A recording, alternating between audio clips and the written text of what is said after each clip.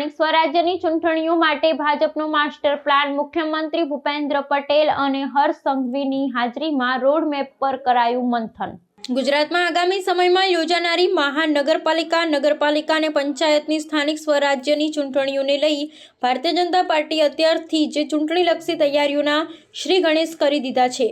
ગાંધીનગર ખાતે આયોજિત એક ઉચ્ચ સ્તરીય બેઠકમાં મુખ્યમંત્રી ભૂપેન્દ્ર પટેલ અને ગૃહ રાજ્યમંત્રી નાયબ મુખ્યમંત્રી તરીકે સંબોધિત હર્ષ સંઘવી સહિતના પ્રદેશના ટોચના આગેવાનોએ ચૂંટણી જીતવા માટેના ચોક્કસ રોડમેપ પર વિગતવાર ચર્ચા કરી હતી। ભાજપની પરંપરાગત તાકાત ગણાતી પેજ સમિતિને વધુ સક્રિય કરવા અને પાયાના કાર્યકરો સુધી સરકારી યોજનાઓના લાભો પહોંચાડવા માટે આદેશ આપવામાં આવ્યો છે।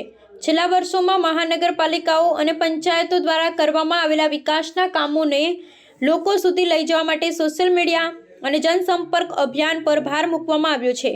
બેઠકમાં ચર્ચા મુજબ એન્ટી ઇન્કમ્બન્સી શાસન વિરોધી લહેર રોકવા માટે આગામી ચૂંટણીઓમાં અનેક બેઠકો પર નવા અને યુવા ચહેરાઓને મેદાનમાં ઉતારવાની રણનીતિ ઘડવામાં આવી રહી છે। જે વિસ્તારોમાં વિરોધ પક્ષો મજબૂત છે ત્યાં ખાસ રણનીતિ બનાવી મતદારોને રીઝવવા માટેના કાર્યક્રમો ઘડવા પર ચર્ચા થઈ હતી।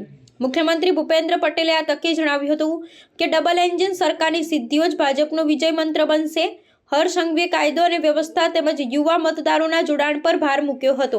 આ બેઠક બાદ પ્રદેશ ભાજપ દ્વારા ટૂંક સમયમાં જિલ્લા અને તાલુકા સ્તરે નિરીક્ષકોની નિમણૂક કરવામાં આવે તેવી શક્યતા છે। જેને પણ જવાબદારી સોંપવામાં આવી છે એણે પોતાની જવાબદારીમાં પાર્ટીને મજબૂત કરવા માટે અને સરકારની કામગીરીના એક માધ્યમ બનવા માટે શું કામગીરી કરવી જોઈએ, કેવા પ્રકારની કામગીરી કરવી જોઈએ, એ સંદર્ભમાં વિવિધ પ્રકારના માર્ગદર્શન આજે પ્રાપ્ત થયા છે। વાસ્તવમાં આ હોદ્દો નથી, આ ફક્ત એક પદમાં જવાબદારી પાર્ટી દ્વારા સોંપવામાં આવી છે। એ પ્રકારનો એક સાથે એક વિચાર બધી નવી જવાબદારી સંભાળતા લોકોએ આજે વ્યક્ત કર્યો છે।